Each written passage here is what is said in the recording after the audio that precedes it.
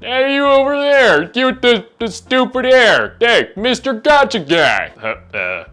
Me? Yeah, you're that dumb clickbaity degenerate gacha guy, right? Wait, the gacha guy? Yeah, you're the guy that does really crappy gacha videos. I mean, yeah, I guess I am. Yeah, your videos suck. Oh, what? Oh, yeah, that's nice. Okay, sure. Then, why exactly do you watch them? I mean, yeah, I don't watch them. Then how do you know they suck? People on Reddit told me. And okay, and you believe absolutely everything you read on Reddit. It is a valuable source of information. Okay, sure. Yeah, that sounds about right. You know what? I'm gonna... Wait. What gacha games do you recommend I play? Wait, so you hate me, but you care about the kinds of gacha games that I play and would therefore recommend to you? I mean, I don't, but what gacha games would you recommend to someone that doesn't totally hate you? So, someone that isn't you. Exactly. You know what? I'm feeling kind of generous today. Sure. What theoretically would this person be interested in? I don't know, me or she might be into a little bit of everything. In that case, this should be pretty easy. I've been covering a lot of gacha games recently. I've played more gacha games than I feel like almost any other gacha creator. Admittedly, I've also been playing an excessive amount of Wethering Waves. I'll talk about that a little bit later. Back in January 2024, so roughly 6 months ago, I did a video titled Gacha Games That I Still Actively Play and Genuinely Recommend in 2024. This video went on to garner 220,000 views, had 1,200 comments, and a 94% like ratio. The 6% of dislikes came from people that were complaining I didn't play Genshin Impact or Honkai Star Rail. And admittedly, the reason I wasn't playing them at the time was because they require quite a significant time investment to actually play and progress through. What I want to do today is kind of address the same topic, but provide a mid-year update on what I'm currently playing and what I genuinely recommend right now, in the middle of 2024, going through to the end of 2024. That way, if we share similar interests, you know what to play. I'm just gonna jump right in here with Ark Knights, because that is a gacha game that I have probably played almost more than any other gacha game. I started playing it back in the beginning of 2022, and have had an active VIP membership ever since. I log in and play. I've never missed a day for like the first year and a half of playing it. Then over the last half year, I've kind of pulled back a little bit because I've begun to enjoy other gacha games as well. So I log into Ark Knights at least once or twice a week now. Ark Knights is a tower defense game with incredible looking characters, a surprisingly good story, if a little bit convoluted and stretched out at times. Really challenging stages, a very free-to-play friendly business model. This is easily the #1 tower defense strategy gacha game that you will find. Azure Lane is interestingly less interactive, less engaging than Ark Knights, requiring less skill. And I know Azure Lane players are gonna be like, no, Stix, how dare you say it requires less skill? But let's be honest, we're not playing Azure Lane because it's an overly challenging gacha game. We're playing Azure Lane because it has arguably some of the most degenerate but also attractive character models, the waifus in any gacha game, period. Not just that, they are also by far the most free-to-play friendly gacha game you'll find. The game features a horizontal side-scrolling kind of like shoot 'em up style bullet hell. I mean, you can see the kind of game it is on screen right now. Your characters, they just kind of like shoot on their own. The enemies shoot. You kind of just like dodge attacks, dodge bullets. It's a fairly simplistic gameplay style, but at the same time, interestingly enough, fun. A similar game to Azure Lane is Blue Archive. You don't control, like physically control your characters. You do control their abilities, and you'll definitely need to as you continue to progress through the game, because the AI is admittedly very wanting, very slow, very unresponsive, and a little bit special. The story in Blue Archive is actually very good. It is an incredibly difficult game the more you play it. The characters look phenomenal. There are a lot of updates. This game is also incredibly free-to-play friendly. I've built up 50, 60,000 premium currency. I continue to build up roughly that amount every several months just by playing the game because of how generous they are in terms of the rewards for events, for milestones reached, for major events. Guardian Tales is probably the only gacha game in this list of its kind. It has a very warped sense of humor, which I really like. It has a lot of Easter eggs from other games, which I really like. It has a very fast action combat style where you directly control your character, you navigate between levels. There are like hidden paths, there are interactable objects, interactable environments, big boss fights. The story's great. It again has a very interesting sense of humor that I really enjoy, and the characters are very well written. The story is well written. Everything about this game is top quality. I'm surprised that it's not nearly as popular as a lot of other gacha games. A lot of people, for whatever reason, sleep on this game.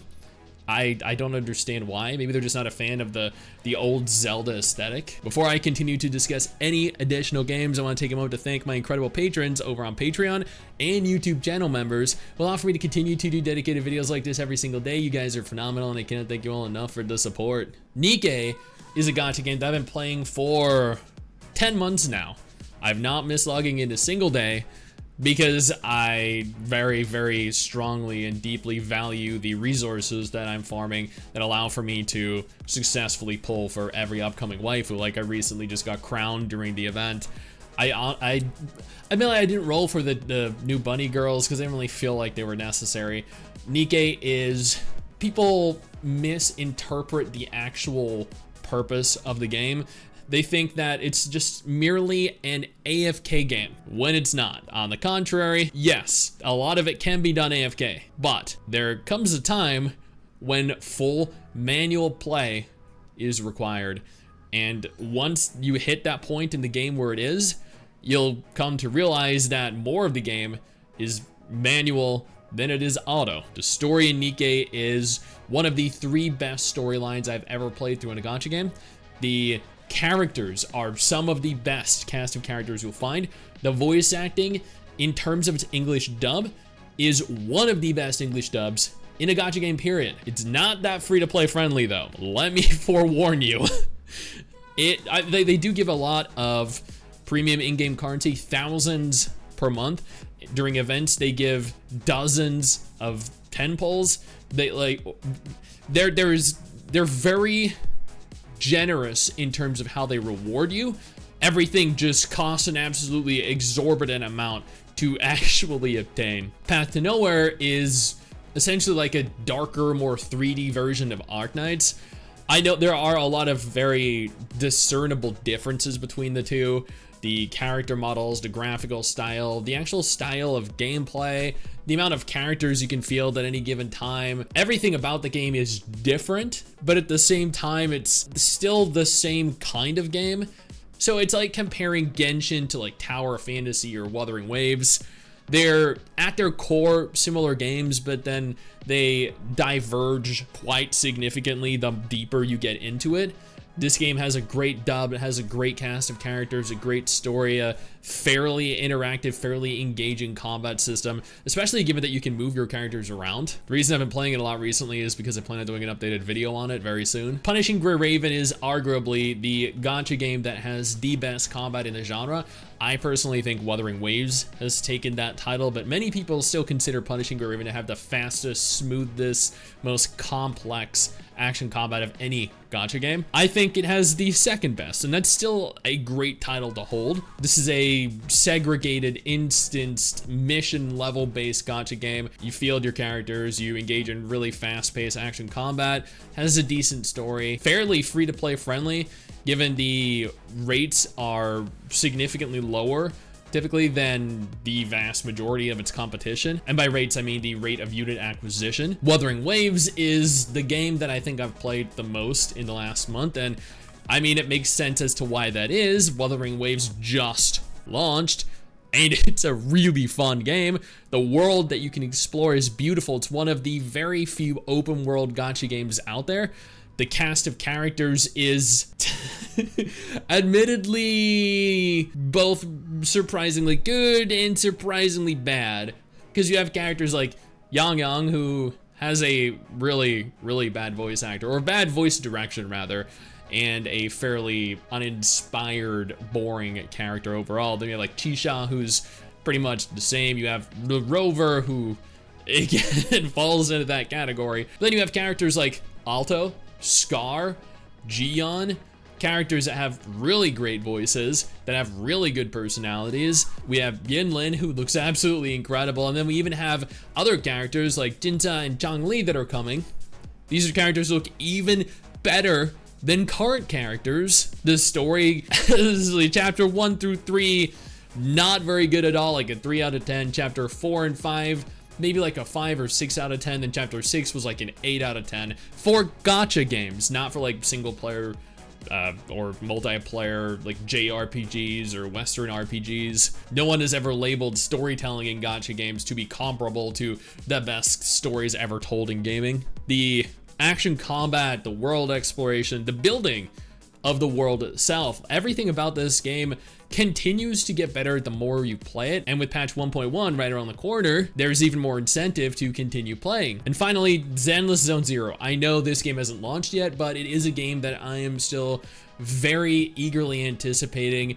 I don't know if I'm gonna enjoy it. I know I'm gonna play the hell out of it over the course of, at the very least, the first week, so I can power through it and see if it's a kind of game that I'm even interested in. Regardless, it is a Hoyo game. Hoyo games typically don't tend to miss. They have yet to have a failure. There's a certain degree of polish that is kind of associated with every single game that Hoyo develops. I hope Zenless doesn't disappoint. Hoyo have multiple upcoming titles, another open world anime RPG. They have an open world anime MMO coming set within the Honkai universe. They have an anime, or rather an Animal Crossing Stardew Valley inspired gacha game coming. These are all games I would love to play, but aren't going to be able to if they start actually having misses in terms of games and game successes. Now, these are all gacha games that I have played. These are all gacha games that I do play and regularly play at least every single month, and I've been having a blast in all of them. That doesn't mean these are the best gacha games. This means that these are the gacha games that I've just been having the most fun in right now, at the middle of 2024. That might change next month. It might change towards the end of the year. And at the end of the year, I will have another updated list for you guys to consume. Now, if this is not a gacha video that you're at all interested in, absolutely no problem. I got you covered with 2 different videos on screen right now that might be more up your alley.